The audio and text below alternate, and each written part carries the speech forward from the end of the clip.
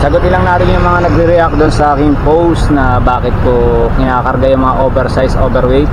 Actually loads, mga loads, ayoko na sana talaga, no? So hanggat maaari, stick lang ako sa tamang timbang, tamang laki. Pero kung ikaw ay isang rider, alam mo naman yung kalakaran, minsan hindi maiwasan. Minsan naman kasi oversized, magaan naman, di ba? O kaya naman, minsan ang liit pero overweight. Ano rin talaga eh, decision pa rin talaga ng rider yon kung kukunin niya. Pero as much as possible, hindi ko talaga yon tinatangkilik yung mga ganong kalakaran, pero minsan hindi maiwasan. So dapat ang mag-control ay si Lala Move.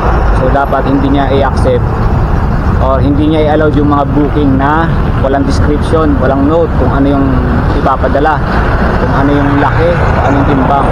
Siyempre kung ang mga rider nag-stick lang sa mga tamang timbang, tamang laki, kung nakita nila yung padala na oversize na or overweight na, siyempre hindi na nila accept yun. So maraming rider na nag-accept ng booking na hindi alam yung ipapadala ng customer. So ang nangyayari, in-accept mo, pagdating doon ika-cancel mo, which is napakalaking hassle sa mga rider. Isipin mo, tatakboyin ng 30 mo na 1 kilometer, kung 2 to 3 kilometers pa yan, 4 kilometers pa nga minsan, diba? Pag malalaking amount, kukunin mo yan. So pagdating doon, hindi mo pala trip yung booking. So sabihin natin, ika-cancel mo dahil ayaw mo nga ng oversize, overweight. Hassle ka sa biyahe, sa gasolina, sa oras, sa airport. Ang masakla pa ron, mapopost ka ng 10 minutes. So alam lahat ng rider yan, no? Lala Move na once na mag-cancel ka, mapopost ka ng 10 minutes. Ibig sabihin, hintay ka ng 10 minutes ulit bago makakuha ng booking. Hassle yun sa mga rider, lalo na kung meron ka ng dalang isang regular, no? At malayo pupuntahan. So kailangan may kasabay yan, kailangan hanapan mo ng kasabay. Kaya kung magpo-post ka ng 10 minutes at tambay ka doon, okay pa yun, goods pa, pwede mo pang kunin yun, pwede mo pang tiyagain yun. Paano kung yung next booking na acceptin uli, oversize at overweight na naman? So anong gagawin mo? I-accept mo na ba o i-cancel mo uli?